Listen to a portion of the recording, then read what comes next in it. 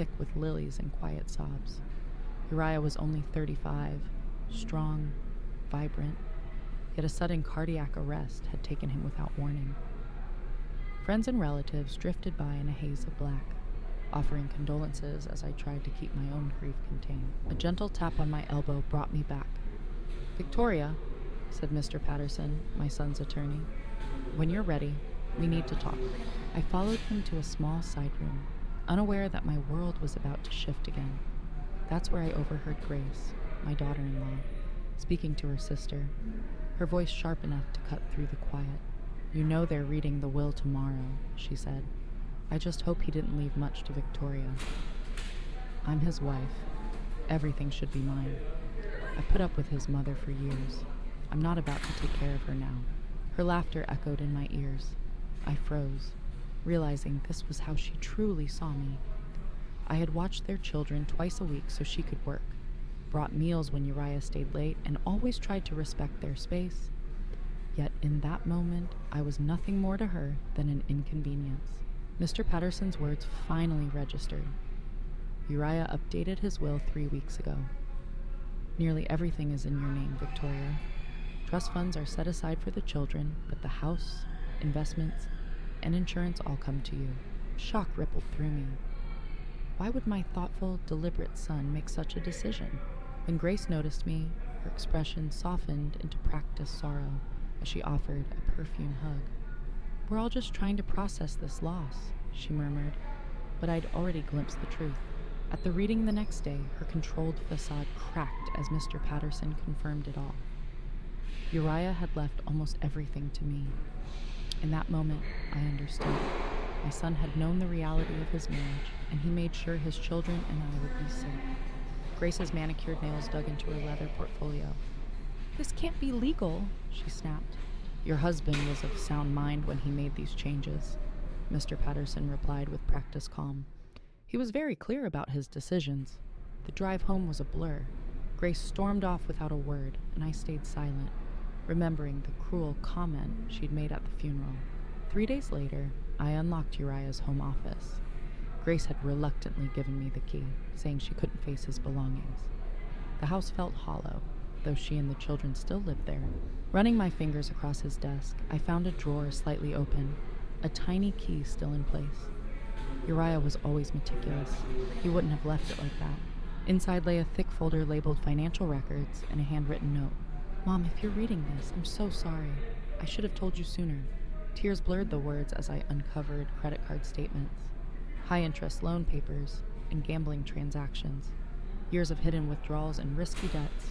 A small USB drive slipped from between the pages. I plugged it into his computer. My son's face appeared, weary but determined. "Mom," he began, "if you're watching this, things have probably gotten worse. I discovered Grace's gambling problem 6 months ago. I tried therapy, separate accounts, everything. But last week, I learned she's borrowing from dangerous people. I changed my will today. If anything happens to me, everything goes to you. Please make sure the kids are safe. I still love her, but I can't trust her with our future." The video ended, leaving me in the dim office with a pounding heart. Had the stress of her choices contributed to his sudden death, or was it something darker? A sound at the front of the house jolted me. Footsteps. "Victoria," Grace called sweetly, her voice at odds with the woman I'd overheard days earlier. "Are you still here?" I brought dinner. I quickly gathered the documents and closed the computer. "Just finishing up," I said, forcing a smile.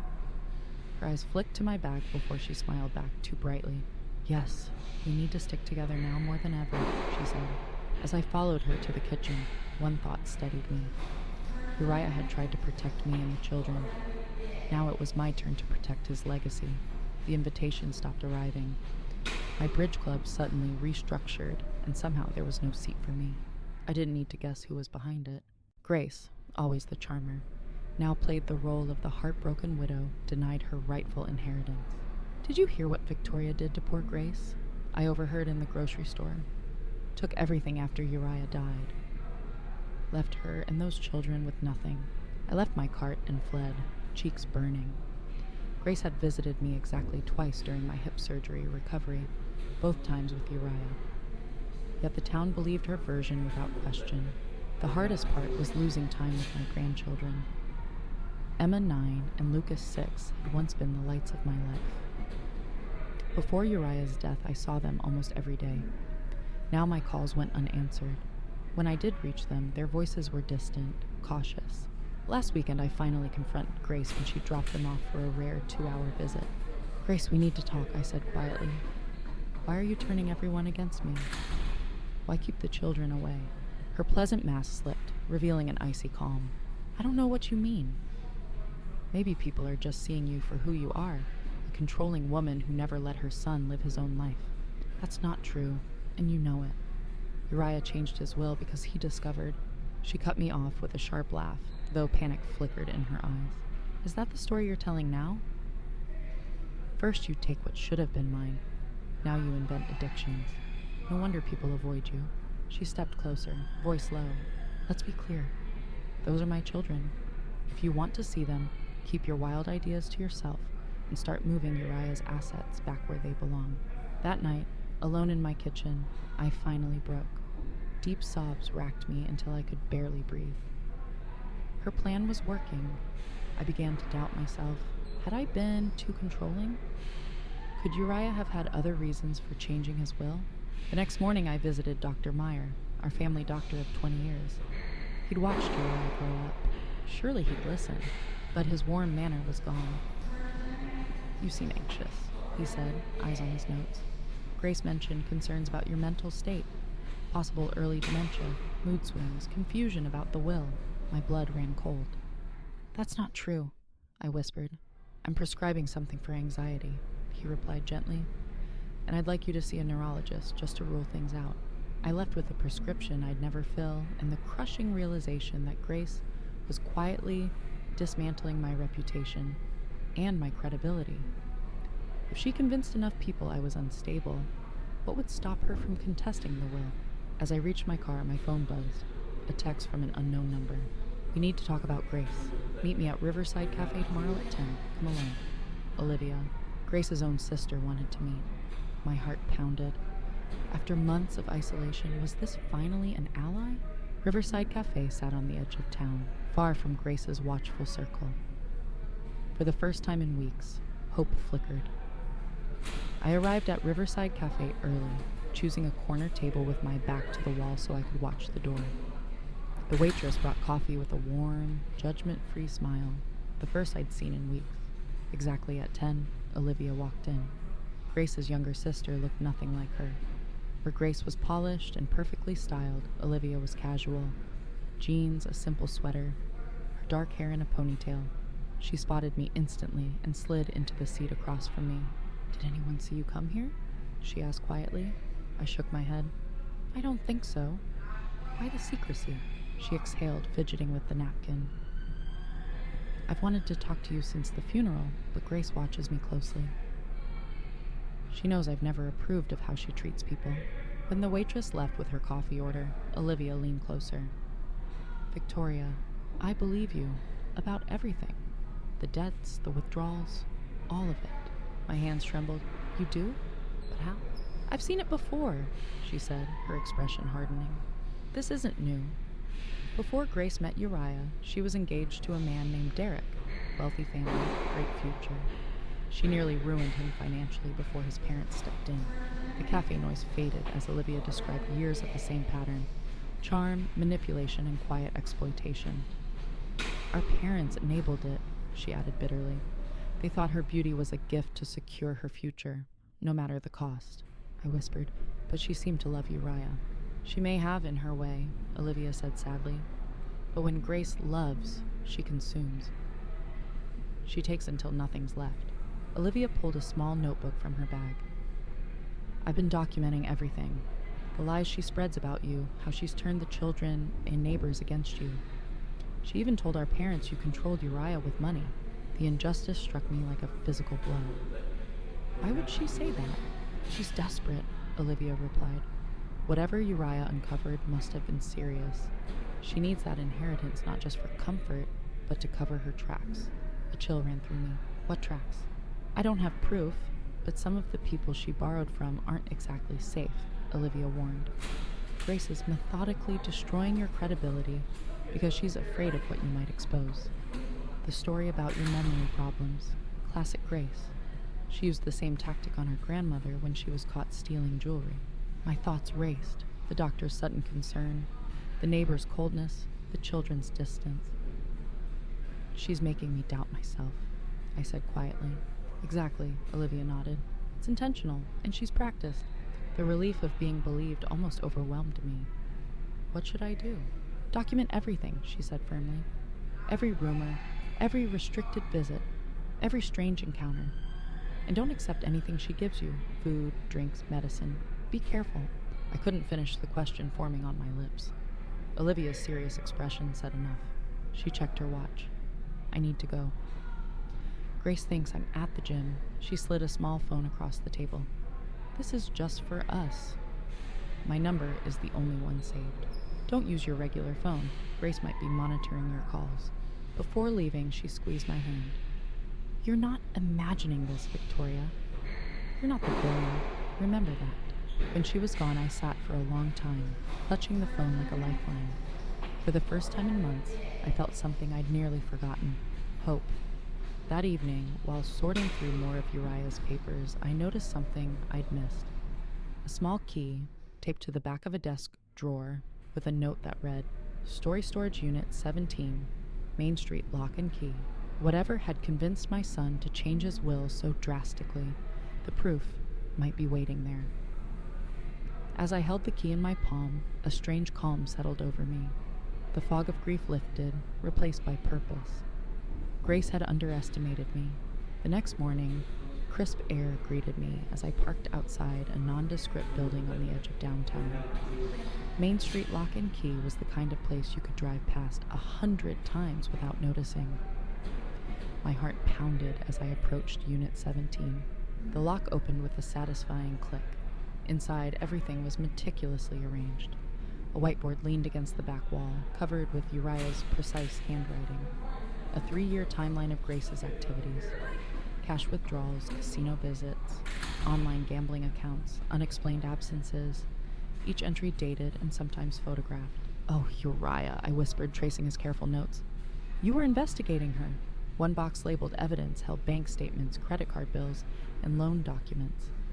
At the bottom lay a USB drive. I slipped it into my pocket. Beside it rested a leather-bound journal. The final entry, dated just 4 days before his death, made my breath catch. I confronted Grace today.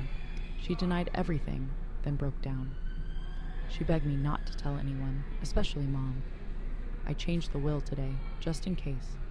If anything happens to me, Mom will protect the children. Tears blurred my vision. My son had known and tried to safeguard his family. Hours later, after photographing the documents and collecting the USB and journal, I left the unit transformed. Grief and doubt were gone, replaced by cold, steady resolve. That afternoon, I called Olivia from the discreet phone she'd given me. I found Uriah's evidence, I said, my voice steadier than it had been in months. It's worse than we thought. I believe Grace's actions may have contributed to his death. Olivia drew a sharp breath. That's serious, Victoria. I know. I can't prove it yet, but Uriah confronted her just days before he died. And look at how she's worked to discredit me ever since. She's terrified I'll uncover the truth. Are you going to fight back, she asked. Yes, I said simply. Will you help me? 2 days later, we met Dr. Carlson, a respected neurologist from the next town, far from Grace's circle. After a full battery of tests, cognitive exams, brain scans, he delivered his findings. Mrs. Carson, he said, you show no signs of dementia or cognitive decline. Your mental acuity is exceptional. I requested the results in writing, including a statement confirming there was no medical basis for the rumors Grace had spread. Next, with Olivia's referral, I hired a private investigator named Marcus. Document everything, I told him. Every rumor, every meeting, every debt. Find out who she owes money wasn't a problem now. I had access to the funds Uriah had safeguarded. Meanwhile, I began to reclaim my life. My first step was reaching out to Barbara, my oldest friend, who'd withdrawn after hearing Grace's whispers. I've missed you, I said when she agreed to meet for coffee. Barbara looked uneasy. I heard some things, Victoria. About how you treated Uriah, about the will. I met her gaze steady for the first time in months. Then let me tell you the real story. I slid Dr. Carlson's report across the table. Grace has been telling people I have dementia. This proves I don't. She's also claimed I was abusive to Uriah. I have decades of birthday cards, letters, and photos that show otherwise. I met Barbara's eyes. She's destroying my reputation because she's afraid of what I know. From that day forward, I reclaimed my life, slowly, methodically. I joined a new bridge club in a neighboring town. I volunteered at the library, where the head librarian, who never liked Grace's games, welcomed me warmly. I even started a quiet blog about grief and rebuilding, careful to write only of healing while keeping the darker truths to myself. Each small step strengthened me, and each report Marcus, the private investigator, delivered confirmed what I already knew. Grace was desperate, dangerous, and unraveling. The final piece came when Marcus traced her debts to a man named Vincent Carrera, someone with serious criminal connections in Chicago. She owes him over $200,000, Marcus said gravely. His kind doesn't extend deadlines. 2 days later, I invited Grace and the children to dinner. It was time for a confrontation, but this time I was in control. I set the table in calm silence, the evidence locked safely in a folder by my side. When the doorbell rang, I squared my shoulders. Grace arrived flawless as ever, the children trailing behind. "Grandma," Emma cried, rushing into my arms. Lucas, more cautious, hung back, proof of the stories Grace had whispered to him. "Come in, dinner's almost ready," I said warmly. Grace's eyes swept the room, perhaps expecting lawyers or police. Instead, she found only a meal and a grandmother who would not be intimidated. After the children settled with a movie, I placed the folder on the table. "I know everything," I said quietly. The gambling. The loans from Vincent Carrera. The lies about me. Her face drained of color. "Please don't insult my intelligence," I continued. Uriah documented everything before he died. I found his storage unit. For a heartbeat, fear flickered across her features, then hardened. "So what? It's your word against mine. Everyone already thinks you're confused." "Not anymore." I allowed myself a small, satisfied smile. "I have a neurological workup proving I'm perfectly sound. I have statements from your sister detailing your history of manipulation, and I have evidence of your debt to someone very dangerous, along with all of Uriah's records." Her hand trembled as she lifted her glass. "What do you want?" "A truce," I said simply. "I don't want to ruin you. I want peace. You'll give me regular access to Emma and Lucas. You'll stop the rumors, and you'll get help for your gambling.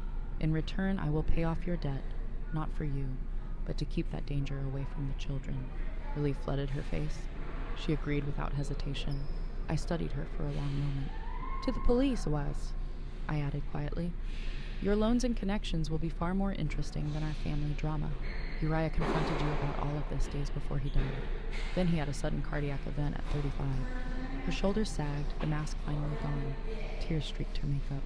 "I didn't hurt him," she whispered. "I loved him, in my way. The stress, the fight, maybe that's what did it. But I never wanted him gone. Whether I believed her or not didn't matter. For my grandchildren, for my own future, I chose peace. I'll pay the debt," I said, "and you'll keep your promises." She nodded, defeated. 3 years have passed since that dinner. On a warm spring afternoon, I sit in my garden watching Emma and Lucas chase each other across the lawn. Their laughter drifts through the air, proof that sometimes the quiet choice, the patient choice, is the strongest one of all.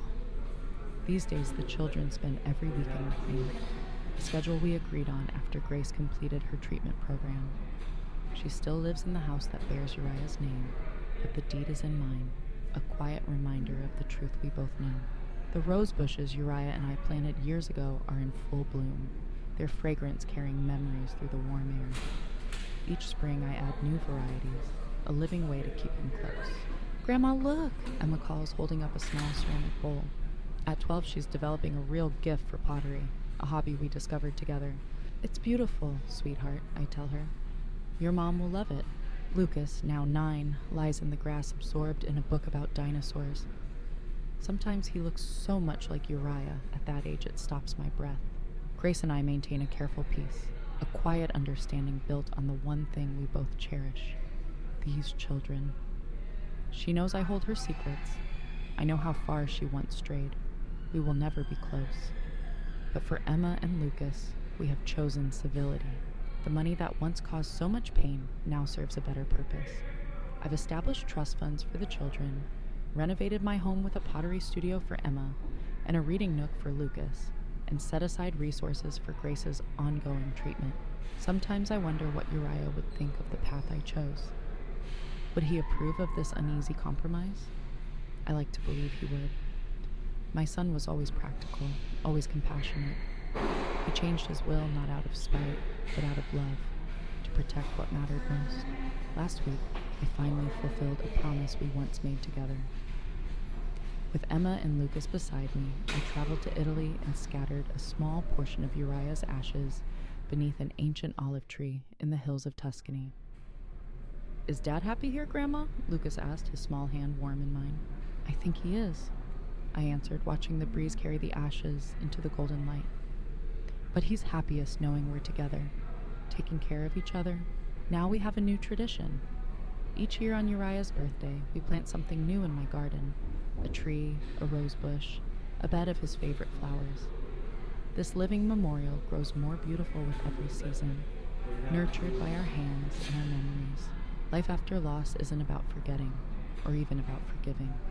It's about finding a way forward that honors what was lost, while embracing what remains. My garden was once scorched and empty after Uriah's death and Grace's betrayal, but season by season, it has come alive again, different than before, but no less beautiful. Tonight, as Emma and Lucas help me prepare dinner, their laughter filling the kitchen, I feel Uriah's presence in the rhythm of our lives. He is here in Emma's smile, in Lucas's thoughtful frown, in the legacy of love that no deception could ever erase. This second chance at family, this hard-won peace, is his final gift to me, and I intend to cherish every moment of it,